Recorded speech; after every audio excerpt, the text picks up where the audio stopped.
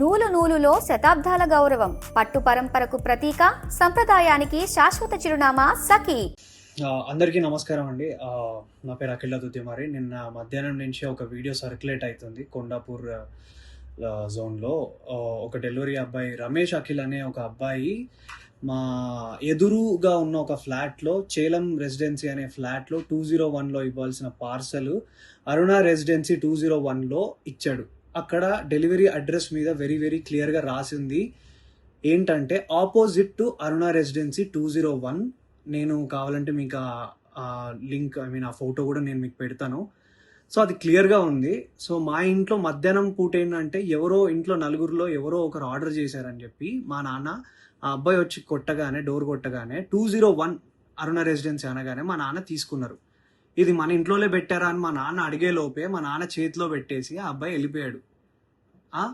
ఒక order delivery ఇచ్చే ముందు కన్ఫర్మేషన్ చేసుకోవాల్సిన అవసరం డెఫినెట్లీ ఉంటుంది అనేది నేను అనుకుంటున్నా. ఒక ఓటీపీయో లేకపోతే కాల్ చేసో లేకపోతే ఆ పేరేంటో కనుక్కొని క్రాస్ చెక్ చేసుకొని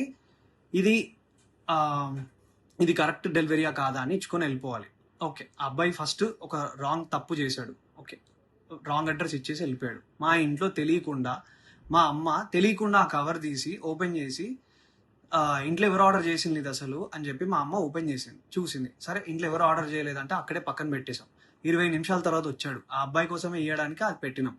ఆ అబ్బాయి మా ఇంటికి అడిగినప్పుడు నేను ఆ అబ్బాయిని యాజ్ ఎ జనరల్ సిటిజన్గా, ఒక రెస్పాన్సిబుల్ సిటిజన్గా నేను అడిగిన క్వశ్చన్, బ్రదర్ మీరు అసలు క్రాస్ చెక్ చేసుకున్నారా అడ్రస్ అని అడుగుతా. ఆ అబ్బాయి చెప్పిన విధానం ఏంటంటే, లేదు నేను చూసుకోలే ఇచ్చేస్తా. ఆ అబ్బాయి తాగేసి ఉండి మాట్లాడుతున్న పదాలు అవి. అవును, లేదు చూసుకోలేదు ఇచ్చేసిన, నేను ఏంది ఇప్పుడు, ఏమైతుంది ఇప్పుడు, అది ఇది అని మాట్లాడాడు. అట్లా కాదు భయ్యా, నువ్వు మంచిగా మాట్లాడు అని మాట్లాడుతుంటే మా మమ్మీ అటు నుంచి వస్తుంటే ఇది కొంచెం ఓపెన్ అయింది ఏమనుకోకుండా తీసుకోండి అని ఇస్తుంటే వాడు ఏంది ఫ్రీగా వస్తే తీసుకుంటారా, ఏందే ఫ్రీగా వస్తే తీసుకుంటారా అని ఇట్లాంటి మాటలు మాట్లాడినాడు. యాజ్ ఎ కొడుగ్గా నా ఫ్యామిలీని రక్షించుకోవాల్సిన బాధ్యత నాకు ఉంది. ఒక రెస్పాన్సిబుల్ పర్సన్గా మా అమ్మనో లేకపోతే మీ అమ్మల్ని ఎవరైనా ఏదన్నా కూడా ఎవరు ఊరుకోరు కదండి. ఎవరి మీదకి నాకేమైనా పిచ్చా, ఆ అబ్బాయితోని నేను గొడవ పడితే నాకేమన్నా వస్తుందా, పోనీ నా కెరియర్కి ఏమైనా హెల్ప్ అవుతుందా, లేకపోతే ఆ అబ్బాయిని నేను హ్యూమిలియేట్ చేసి మాట్లాడితే నాకేం వస్తుంది. నేను ఒకప్పుడు డెలివరీ జాబ్లలో పని చేసుకుంటా ఎదిగి ఈరోజు హీరోగా అయినా ఉన్నాయి. నాకు ఎవ్వరి మీద కావాలని నెగిటివిటీ చేసి ఆ అబ్బాయిని హ్యూమిలియేట్ చేసి చేయాల్సిన అవసరం నాకు లేదు. నా సినిమాలో నేను సెల్ఫ్ రెస్పెక్ట్ గురించే చూపించిన. అట్లాంటిది ఒక అబ్బాయి సెల్ఫ్ రెస్పెక్ట్ తీయాలని నేను ఎందుకు అనుకుంటా? ఆ అబ్బాయి మాట్లాడిన విధానం తప్పు. ఆ అబ్బాయి తాగేసి వచ్చి ఆ ఆర్డర్ ఎక్కడో వేయాల్సింది ఇక్కడ ఇచ్చిండు. అండ్ ఇదే ఇష్యూ ఏంటంటే, ఇంకో విషయం ఏంటంటే, మా ఎదురుంగి ఇంట్లో చేలం రెసిడెన్సీలో ఇంట్లో ఉన్న 201 వాళ్ళు ఏంటంటే ఆపోజిట్ టు అరుణ రెసిడెన్సీ అని పెట్టారు. వాళ్ళ వల్ల ఇది 10th టైం.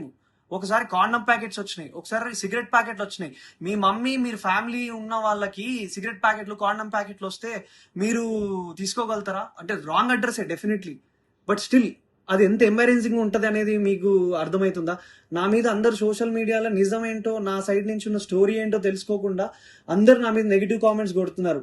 నీకు అంత బలిసిందా, ఇంది చేసినా అది చేసినా, మా పేరెంట్స్ని నన్ను అందరినీ ఇష్టం వచ్చినట్టు తిట్టి మాట్లాడుతున్నారు కదా బ్రదర్. నేను అదే అడుగుతున్నా, ఒకవేళ మీ ఇంట్లో వాళ్ళ మీదకి నెగిటివ్గా మాట్లాడితే మీరు దాన్ని ఎందుకు చేసినావు, నువ్వు చేసింది తప్పు కదా, నువ్వు రాంగ్ ఆర్డర్ ఇచ్చినావు కదా అని చెప్పి నేను ఆ అబ్బాయిని అడగడానికి వెళ్ళిన. ఆ అబ్బాయి ఆ ఆర్డర్ ఆ అబ్బాయికి ఇచ్చేసినాక కూడా మెట్లు దిగుతూ నా ఫోన్ తీసి నువ్వు హీరో కదా, నేను వైరల్ చేస్తా, నాకు తెలుసు నువ్వు అది ఇదని మాట్లాడినాడు. చెప్పండి, నేను రెస్పాన్సిబుల్గా ఉండి వద్దు నీ ఆర్డర్ నీకు ఇచ్చేసినాక నువ్వు కిందికి వెళ్ళిపో అని మర్యాదగా అబ్బాయిని వెళ్ళిపో అని చెప్పి నేను అక్కడి నుంచి పంపిస్తుంటే ఆ అబ్బాయి వీడియో తీసి ఫోన్ తీసిండు. మా అమ్మ నాన్న వాళ్ళు పానిక్ వాళ్ళు భయపడ్డారు. అరే ఏం చేస్తున్నాడు ఇప్పుడిప్పుడే మా మనోడు ఇట్లా వస్తున్నాడు, ఈ అబ్బాయి ఏంది ఇట్లా మాట్లాడుతున్నాడు అని చెప్పి వాళ్ళు టెన్షన్ పడినారు. మీరు చెప్పండి, మీరు ఈ సిచ్యువేషన్ ఉంటే మీరేం చేస్తారు మీరు చెప్పండి. నేనైతే రెస్పాన్సిబుల్గా ఉన్నా. నా మీద జరిగిన ఈ అలిగేషన్ దాని గురించి నేను పోలీస్ వాళ్ళ దగ్గరికి వెళ్ళి మాట్లాడి ఫిర్యాదు చేయడం జరిగింది. సో నేను ఆర్ మా అమ్మ మా నాన్న ఏదైనా తప్పు చేసి ఉంటే definitely we will be sorry for that. నేను కావాలని ఏం వాళ్ళ మీదకి వెళ్ళలేదు. ఆ అబ్బాయి మా అమ్మ మీదకి తప్పుడుగా మాట్లాడిండు, తప్పుడు మాట వదిలిండు, అది కూడా కొంచెం తాగిన మత్తులో ఉన్నాడు. ఆయన ఏ బిల్డింగ్లో ఇవ్వాలో ఏది ఇవ్వకుండా చూసి ఇచ్చిన విధానం బట్టి నేను ఏం మాట్లాడుతున్నావురా నువ్వు, జాగ్రత్తగా మాట్లాడు, నోరు దగ్గర పెట్టుకొని మాట్లాడు అని చెప్పి నేను వాడిని అడ్రస్ చేసిన.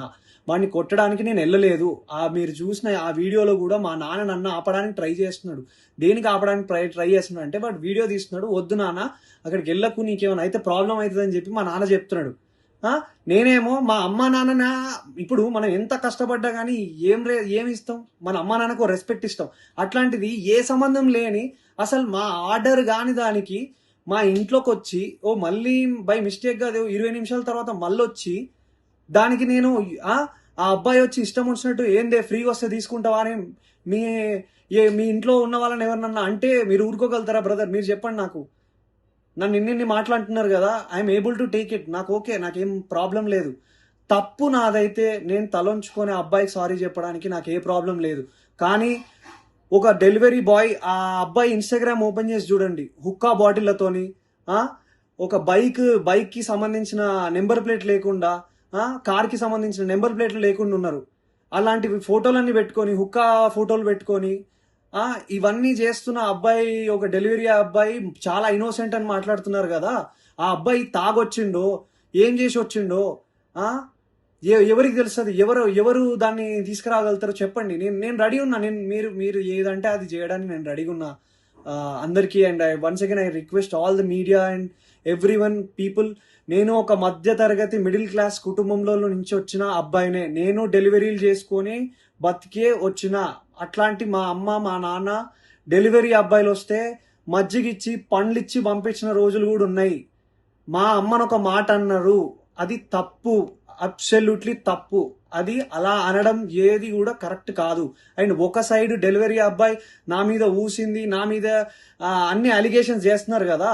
సీసీటీవీ ఫుటేజ్ ఉంటుంది కదండి, ఆ సీసీటీవీ ఫుటేజ్ తీసుకోండి.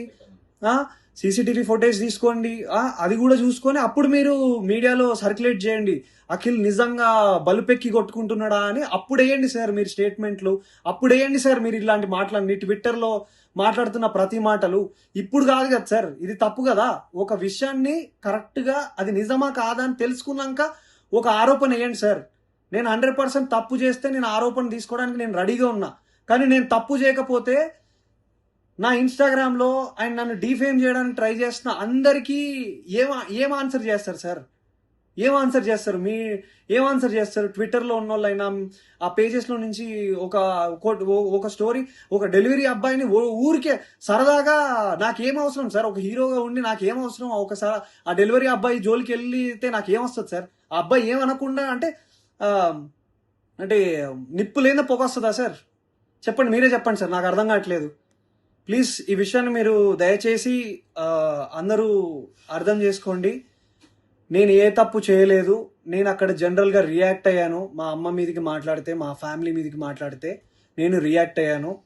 అది నేను ఒక హీరోగా ఉన్నాను కాబట్టి అది డెఫినెట్లీ తప్పుగానే, అది తప్పే, నేను కూడా ఒప్పుకుంటున్నా. అలా అంత అగ్రెసివ్గా రియాక్ట్ అవ్వాల్సిన అవసరం లేదేమో. కామ్గా ఉండి వెళ్ళి స్టేషన్లోకి వెళ్ళి చెప్పాల్సిందేమో.